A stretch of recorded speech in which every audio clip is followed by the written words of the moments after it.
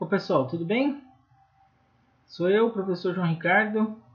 A gente vai tentar fazer essa opção de gravar as aulas para vocês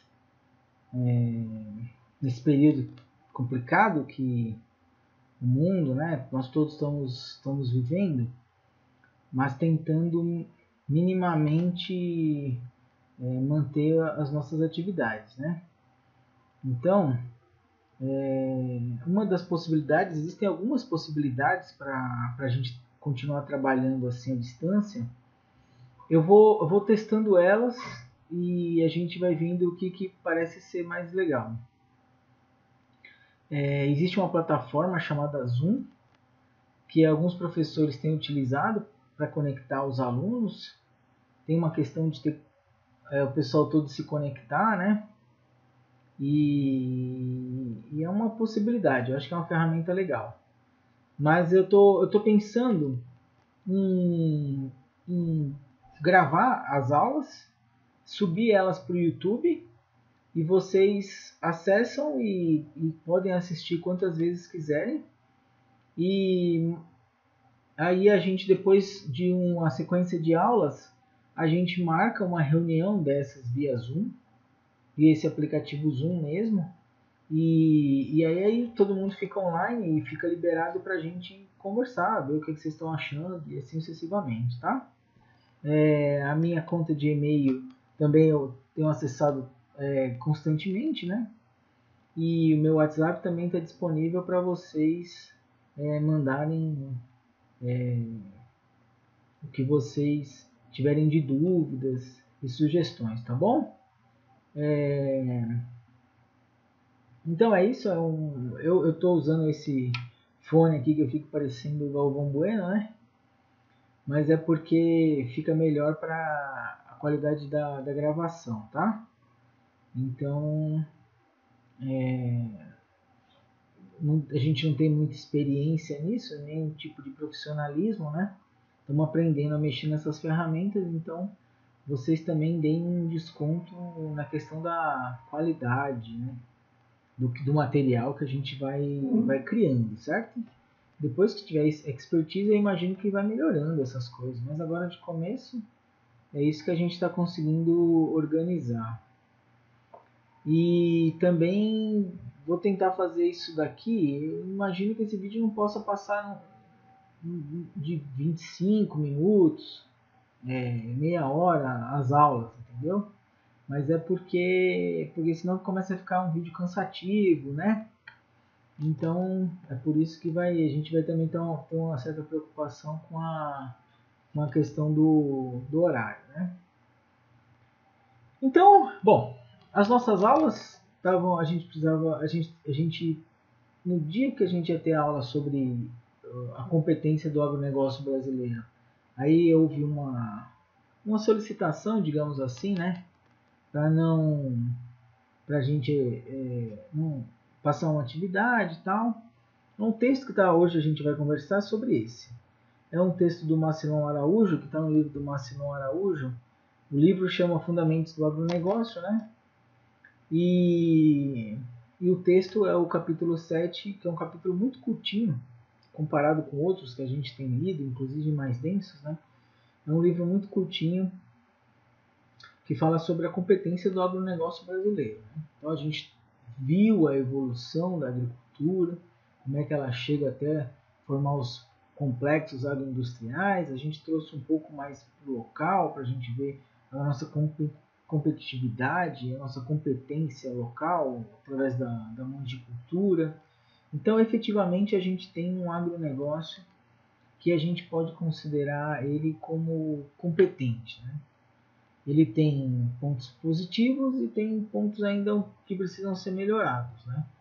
Mas é isso que vai discutir o texto, né? E basicamente ele divide em três partes, que foi o que eu pedi para vocês fazerem a análise, né? O exercício.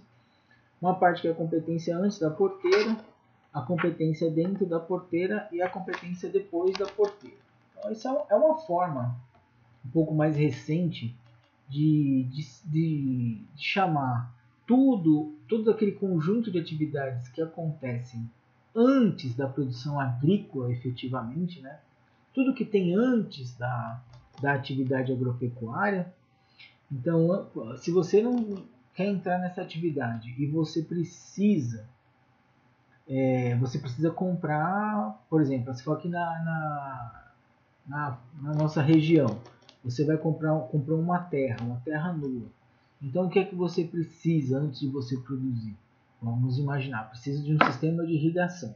Toda aquela parte ali que você vai ter que adquirir, desde os canos, aos microaspersores, se for escolhido esse, ao serviço, tudo aquilo ali é tudo antes da porteira, né? Do que a gente considera antes da porteira. E também todo aquele setor que produz insumos, né? Fertilizantes, defensivos, as mudas, tudo isso daí a gente considera que o que não é produzido dentro da propriedade, né? Mesmo que você utilize dentro da propriedade, mas é antes da porteira. E aí depois que você tem a produção agrícola ou agropecuária, né? Para ficar melhor, tudo que é feito depois nas agroindústrias, no PEC, assim sucessivamente, é o que é hoje chamado de depois da porteira. Digo assim, como é chamado hoje, porque antes não era chamado assim. Tem livros que vocês vão ver que chamavam assim de a montante e a jusante da atividade agropecuária. Então, a montante era o antes da porteira e a jusante é o que hoje a gente chama de depois da porteira e assim vai. Certo? Então é isso. Vamos ver aqui o que eu selecionei pra gente. Bom, ele começa fazendo uma certa crítica, de certa forma, ao que o agronegócio brasileiro agrega menos valor aos seus produtos na comparação com a média mundial. E isso é uma verdade, né? Então, por exemplo, a gente exporta café e depois importa as cápsulas para colocar nas nossas cafeteiras, né? O que é mais caro? Um conjunto de cápsulas ou um saco de café? Então, um saco de café, às vezes você compra 3, 4 caixinhas de cápsula e o preço pode ser igual ao de uma saca inteira de café. Por quê? Porque a gente vende o café ainda no seu forma bruta e depois a gente compra o café já com valor agregado. Ele já está lá torrado, moído, já está dentro das cápsulazinhas, prontos para ir para a cafeteira, digamos assim. Quando você manda fruta e importa, vamos imaginar que a gente estivesse importando uma salada de frutas importada, etc. Aí você vai olhar e vai ver que a manga e a uva vêm do Vale do São Francisco. Então, mas você tem é uma situação diferente. Você mandar o produto in natura e depois você comprar ele industrializado, né? Já industrializado. Os preços são diferentes. Então, quando você também exporta farelo de soja, ou soja em grão, e depois você para outros países que vão alimentar os animais ou vão fazer qualquer coisa com esse produto, depois você importa o produto já mais caro, então você vai ter que os outros países eles têm conseguido agregar valor aos nossos produtos, às nossas matérias-primas. Então, o problema não agregar, é que a gente continua sendo um país exportador de matérias-primas, né? Então a gente tem que aprender que, porque o nosso forte é produzir matérias-primas, mas a gente tem que, além de produzir matérias-primas, a gente tem que conseguir transformar elas, entendeu? E aí exportar esses produtos com valor agregado, entendeu? Então, de vez de o produto ter que parar lá na Europa para depois ele ser feito as cápsulas, que façamos as cápsulas no Brasil e a gente passe a exportar cápsulas, entendeu? Consumir, porque aí a gente vai estar com o valor agregado. O produto vai ficar mais caro e, consequente, vai ficar mais caro para quem estiver vendendo, né? ele vai ter maior rentabilidade. Então isso daí é uma questão que o agronegócio brasileiro ainda precisa caminhar muito, né? E aí que ele coloca na parte introdutória dele, é como isso daí a gente ainda está caminhando ainda com passos lentos. Então a gente ainda é um produtor de matéria-prima que consome ou exporta produtos in natura acima da média mundial. Então a gente tem que passar a gente vai continuar sendo um grande produtor de matéria-prima, mas a gente precisa consumir e exportar produtos bem abaixo da média mundial, para que a riqueza que a agregação de valor gere, ela fique dentro do Brasil e não seja sendo absorvida por outros países, ok? Bom, esse daí eu acho que era a parte mais importante do início. E aí depois ele vem falar sobre a questão da competência antes da porteira, né? Então, bom, aí a gente tem diversos pontos positivos, né? Sem dúvida, ele vai ressaltar a questão das tecnologias que são desenvolvidas no Brasil. Elas são pesquisas que a gente chama de pesquisa de ponta, ou seja, estamos na fronteira da tecnologia, certo? Aqui a gente sempre gosta de trazer as informações para perto da gente, mas em nenhum lugar do mundo, eu posso garantir para vocês que em nenhum lugar do mundo se produz mangas ou uvas com o nível de tecnologia que o Vale do São Francisco produz, certo? A gente não tem a produtividade que a gente tem em diversos produtos por uma questão absolutamente natural. Não, a gente tem porque foi muita pesquisa sendo feita ao longo desses aí, pelo menos desses 50 anos, uns 40 anos, muita pesquisa tem sido realizada. Os estados têm seus institutos de pesquisa, as universidades, institutos federais fazem muita pesquisa nos seus programas de pós-graduação, principalmente. E você tem as empresas, uma empresa como a Embrapa, que é uma referência mundial em termos de pesquisa agropecuária. Com todo mundo trabalhando em prol de uma geração de tecnologia de ponta, né? Então isso daí tudo vai se reverter para o produtor, para ele conseguir aumentar a sua produtividade, reduzir os seus custos de produção, às vezes produzir em lugares que até então se imaginava que não era possível produzir, como soja no Cerrado, se imaginava que era impossível, você está dizendo que é impossível, aqui não dá para produzir soja. E aí então se tem desenvolvido uma tecnologia e hoje em dia o Cerrado é onde mais se produz soja no Brasil, certo? O que não significa que está tudo resolvido, né? Então ainda tem muita pesquisa que precisa ser feita. Para vocês terem uma ideia, com a abertura do mercado chinês mesmo,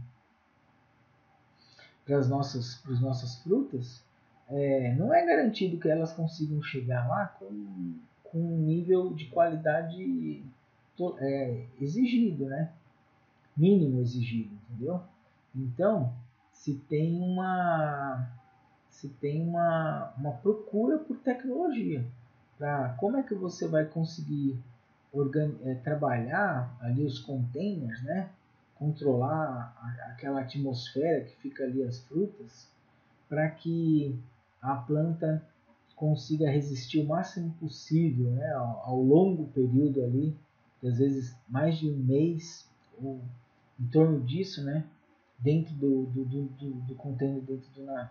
Então, como é que faz isso daí? Então, essa tecnologia ainda está sendo desenvolvida, as pessoas ainda estão trabalhando para conseguir isso daí, né? Se consegue que mantenha o fruto por uma boa qualidade durante um período, mas ainda precisa de mais disso. Existem variedades de frutas que a gente não consegue ainda produzir aqui no Vale do São Francisco o ano inteiro e tem demanda, então precisa trabalhar, né? Culturas como, por exemplo, pera, maçã, que não são adaptadas para um clima tão quente quanto o nosso, mas que hoje em dia se consegue produzir aqui no Vale do São Francisco. Então, mas ainda o custo de produção deve ser um pouco menor. O fruto precisa de um pouco mais de qualidade, de ficar um pouco mais bonito, digamos assim também, né? Não é todas as variedades de maçã, por exemplo, que você consegue produzir. Então tem muita pesquisa que ainda precisa ser realizada, né? Um dos grandes problemas ainda é essa questão, no antes da porteira, é a da indústria de insumos. Né? É um problema para o produtor, porque a gente não tem muitas empresas que produzem insumos. Então, às vezes, o produtor precisa comprar um produto e aquele produto ele só tem uma empresa que produz. Na verdade, não é nem um oligopólio, é um monopólio. Só tem uma indústria, um setor, né, um desses grandes que produz. E qual que é o problema de só ter ele e não ter concorrente? É porque ele vai determinar o preço. Quando você não tem concorrente, então as pessoas têm que pagar aquele preço que você cobra. E é por isso que a concorrência é interessante, porque ela ajuda a baratear o preço do produto. Porque as empresas começam a concorrer entre si e aí vai ter que diminuir um pouco o preço para poder, senão não consegue vender, né? Então, só que quando você tem poucas ou uma, então isso daí não acontece. E o nosso setor da indústria de insumos é altamente concentrado, em poucos, viu? E com um lobby forte para que impedir a entrada de novos produtos. Entendeu? Então, às vezes, para você conseguir o registro de um produto no Ministério da Agricultura, nossa, levava um período imenso, enorme, muito grande.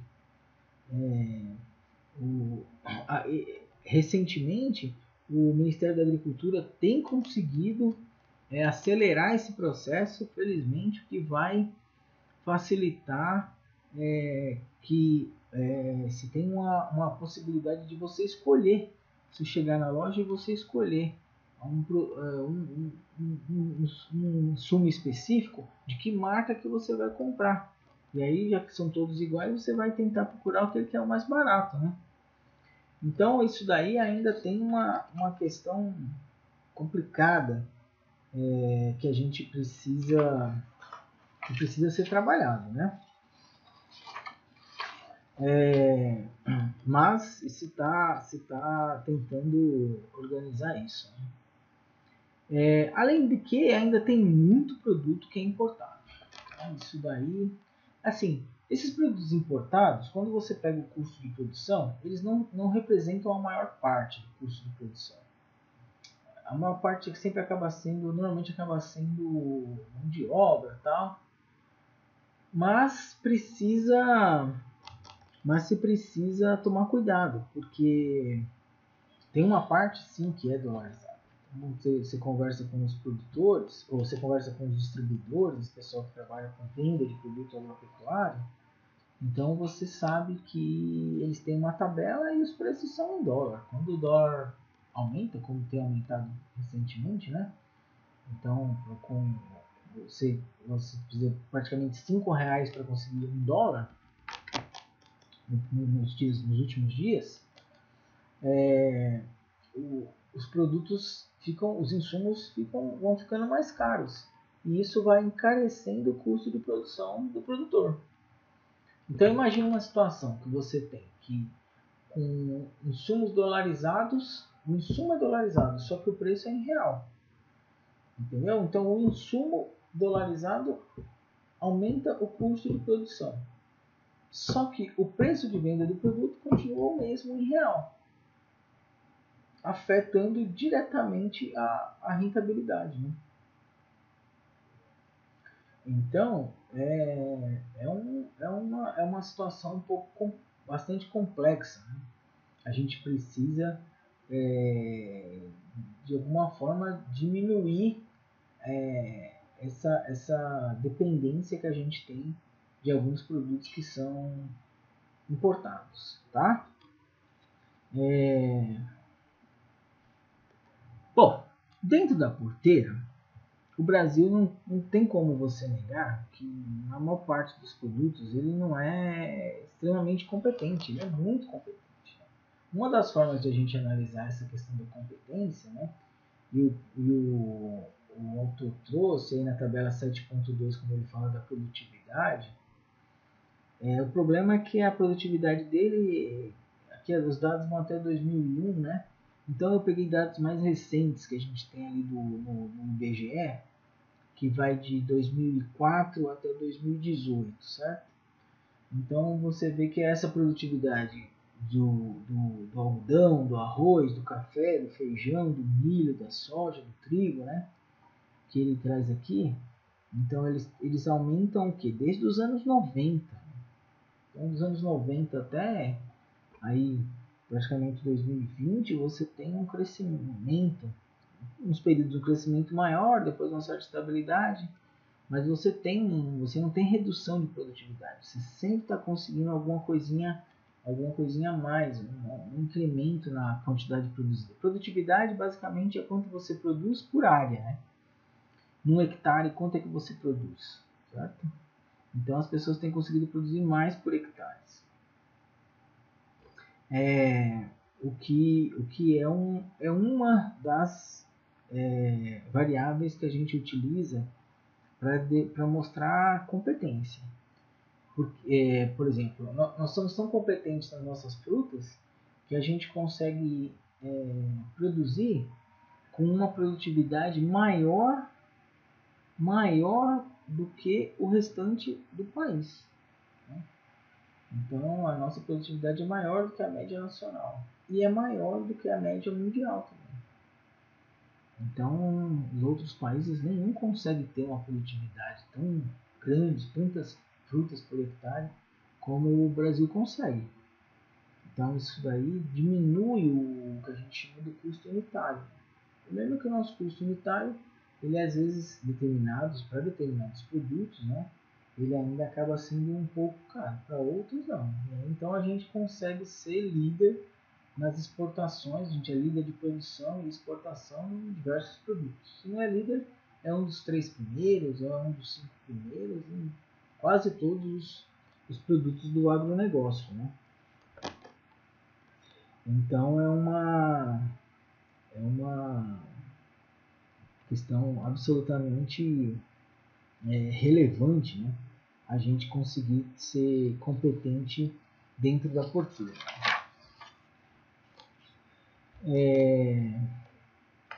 Bom, e ainda tem uma questão importante, é que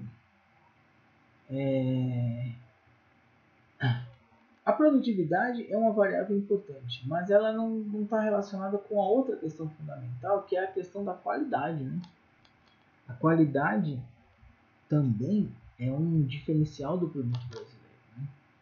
E nós somos reconhecidos mundialmente por ter uma qualidade bem, bem boa, né? Da maior parte do que a gente produz, certo? Então a gente, além de produzir bastante, a gente produz bastante e com qualidade. Então isso daí é fundamental para citar. Não adianta você também produzir muito de algo que é ruim, que as pessoas não gostam de comprar, que tem problemas, muita doença e assim sucessivamente. Interessante é você ter uma grande quantidade de produtos de qualidade. Então isso daí, junto à produtividade, junto com a qualidade, é o que determina a competência do agronegócio brasileiro dentro da porteira, né? Nessa parte aqui dentro da porteira, ele volta a ressaltar aquela questão da gente ter dificuldade de agregar valor, né? Então a gente ainda continua exportando produtos básicos, primários, matéria-prima e importando produtos acabados. que a gente já tinha falado inicialmente, né? Então isso daí é o ponto fraco. Se o nosso ponto forte dentro da porteira é produzir com qualidade, o nosso ponto fraco é que a gente produz essa matéria-prima e não consegue dar agregar um valor muito grande a ela. Então essa parte aí é o que a gente precisa dar uma melhorada. E essa questão, voltando a essa questão da qualidade, com certeza essa questão da qualidade está muito relacionada com o acesso que o nosso produto tem no mercado internacional. Né? E que mostra a importância, ou outra forma de você mostrar a importância das exportações. Porque quando a gente exporta, a gente precisa atender a demanda, né, as exigências dos países que estão comprando os nossos produtos. Então, quando a gente exporta, para atender aquele conjunto de exigências, a gente tem que adaptar a nossa propriedade, né? E aí, quando você faz essa adaptação, ganha o setor externo e ganha o setor interno também. Mesmo porque outras propriedades vão vendo, vão observando como é que as pessoas que exportam estão produzindo e elas tendem a imitar, porque elas sabem que elas precisam, esse é o caminho a ser seguido. E aí então você tem o que a gente pode até considerar como uma questão positiva, né? Em economia a gente chamaria de externalidade, né? Uma coisa que externa, começa dentro da sua propriedade, mas externaliza para todo o setor, que é então você tomar cuidado para seguir aquele conjunto de exigências que atendem o mercado externo e, consequentemente, vai atender o mercado interno com produtos de melhor qualidade. Então isso daí é uma questão muito interessante relacionada ao mercado internacional. Ele fala também um pouco sobre a questão dos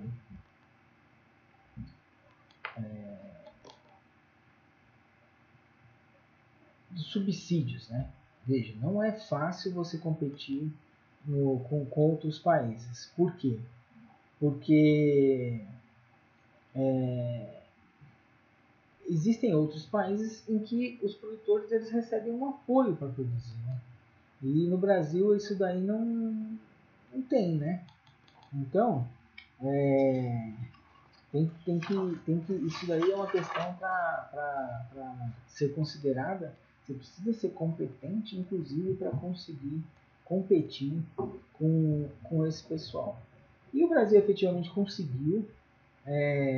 Hoje em dia, a inflação dos alimentos é relativamente baixa, porque tem países que os alimentos são extremamente caros, porque eles não conseguem produzir, eles têm que comprar de outros. E a gente aqui contribui muito para a redução da inflação com, com a nossa produtividade agrícola, né, ou agropecuária.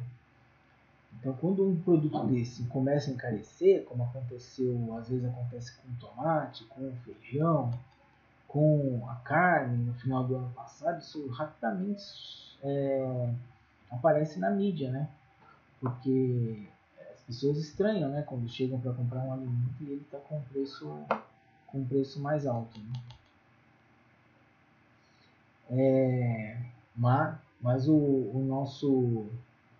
nosso setor ele conseguiu também dar esse tipo de, o setor do agronegócio ele também conseguiu apoiar inclusive isso daí para tornar os índices de inflação, né, que mede o aumento dos preços menor. Infelizmente os nossos custos de produção ainda são altos comparado com os de outros países e aí também esse aumento de desespero por aumento de produtividade é para tentar diminuir o custo, E o negócio é que para você aumentar a produtividade, só tem um caminho, que é investir em inovações tecnológicas. Entendeu? Você não consegue, se você olhar o custo de produção e o custo que houve para que hoje as pessoas que são mais produtivas elas conseguissem atingir aquele determinado patamar, você vai ver que teve que ter um dispêndio muito elevado, né? Eles têm um gasto muito alto para ter acesso a esse tipo de tecnologia. E tecnologia ainda é uma questão cara. Estava conversando esses dias com um produtor, ele não estava satisfeito com a produtividade de uma determinada área, ele simplesmente arrancou todas as plantas, 10 hectares, e vai replantar tudo de novo. Vai arrumar o sistema de irrigação, mas quanto custa isso? Não é nem só o custo da muda, etc. O custo é que ele vai ficar ali quantos anos sem ter produção naquela área? Entendeu? 4, 5. Aí depois no sexto ano é que ele atinge o período de produção plena. Mas como é que ele sobrevive se ele não tiver capitalizado? Como é que se sobrevive 6 anos sem ter receita, só tendo despesa com a sua área? Como é que você consegue? Então é muito complicado. Não é, por isso que não é fácil a situação, principalmente dos pequenos produtores. Né? Então é isso, só vai permanecer no negócio quando a competitividade vai aumentando, só vai permanecendo no negócio aqueles que têm condições de pagar por essa tecnologia, né? E aí o efeito acaba sendo de você ter, ao longo dos anos, uma certa concentração em que poucos proprietários eles têm muita área, né? É isso? E a maior parte das pessoas elas vão ficando com uma área menor e vão tendo que buscar outras oportunidades para ganhar dinheiro. Né? Isso é uma questão que tem acontecido. Né? Uma outra questão que afeta bastante o que acontece dentro da porteira é as políticas macroeconômicas. Né? Essas, sem dúvidas, também, tudo que afeta, que o Brasil pensa de política macroeconômica, acabam diretamente afetando o agronegócio. E, eu diria ainda, além das políticas macroeconômicas, as políticas das nossas relações internacionais. Então, quando você pega e um país é um grande comprador dos seus produtos, você tem que tomar cuidado com como é que você lida, né, nas relações internacionais com esse país. Você não pode ficar, por exemplo, xingando o país, né? Porque aquilo pode afetar o seu comércio, né? O comércio, digamos assim, o comércio internacional. Então, as pessoas podem dizer que não querem mais, que não vão conseguir mais comprar o seu produto, porque o país, dadas as relações ruins, né, ele cancelou a compra do seu produto. Então isso daí é absolutamente complicado de acontecer. Então tem que tomar muito cuidado com as relações internacionais, para que elas não afetem o nosso mercado, né, o nosso comércio. Tá? Bom, então é isso. E também existe uma certa desorganização das cadeias produtivas. Né? Os produtores desunidos, muito produtor desunido. E aí quando a cadeia é desorganizada, ela acaba não conseguindo, você acaba não conseguindo fortalecer, né? E o que a gente precisa é justamente de que você tenha uma cadeia produtiva fortalecida. Né? Bom, na questão do segmento depois da porteira, o que ele coloca, o que o autor coloca é da importância da agroindústria, né? Então é uma necessidade você ter agroindústrias que trabalham aquilo ali, Então, no Vale, acho que a gente ainda tem poucas agroindústrias. Tem algumas que são pequenas, que fazem doces. Tem as de suco de uva principalmente, né? Tem a PepsiCo, que é uma grande agroindústria, mas ainda precisa de melhorar essa parte aí. Porque é a tendência mundial, né? Então, a tendência mundial é onde você vai ter a maior parte da geração de emprego, geração de renda e onde novos produtos são criados. Eu acho que onde a gente ainda tem pouca uso dos produtos. Você vai no exterior, você vê tanta coisa que é feita de manga, tanta coisa que é feita de uva, tanta coisa que é feita de outras frutas.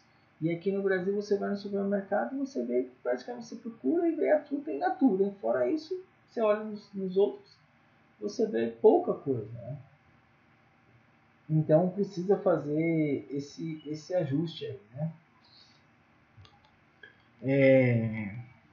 E contribuir com a parte de toda a parte de logística, né? Isso aí eu acho que é uma questão fundamental. Toda a questão da logística, né? Como é que você pega e você perde tanto produto da propriedade até o porto, da propriedade até o armazém de distribuição, até o aeroporto? Quantos grãos, quantas toneladas de grãos são perdidas no transporte sendo feito por caminhões ainda, que andam por estradas ruins, esburacadas, que podem ser assaltados. Aí chega no porto, o porto não consegue atender, quantidade de navios é pequena, não tem tomada, tem um absurdo. Às vezes você chega dependendo do porto, não tem tomada para você ligar o container. Como é que funciona dessa forma, né? Swap tinha um problema desse um período atrás, eu não sei nem se resolveu. Mas chegar a uma grande quantidade de containers, eles têm dificuldade de organizar tudo, entendeu? Então isso daí é a parte ainda que aí essa daí tem bastante coisa a ser ajustada, certo? Mas é isso. No geral a gente pode dizer que a gente tem um agronegócio competente, mas com coisas a serem, a serem melhoradas. E é torcer para que a gente vá amadurecendo, as coisas vão se fortalecendo, né? Para que a gente consiga manter essa força do agronegócio brasileiro. Bom, então eu acho que era isso que eu teria para conversar com vocês. Vou colocar esse vídeo. Esse vídeo vai estar disponível em breve e eu vou avisar vocês, né? E aí depois fico aí à disposição para vocês me mandarem e-mail e tal, com as suas dúvidas, e a gente vai caminhando, ok? Então, tá bom, pessoal. Um abraço para vocês e até a nossa próxima aula. Valeu!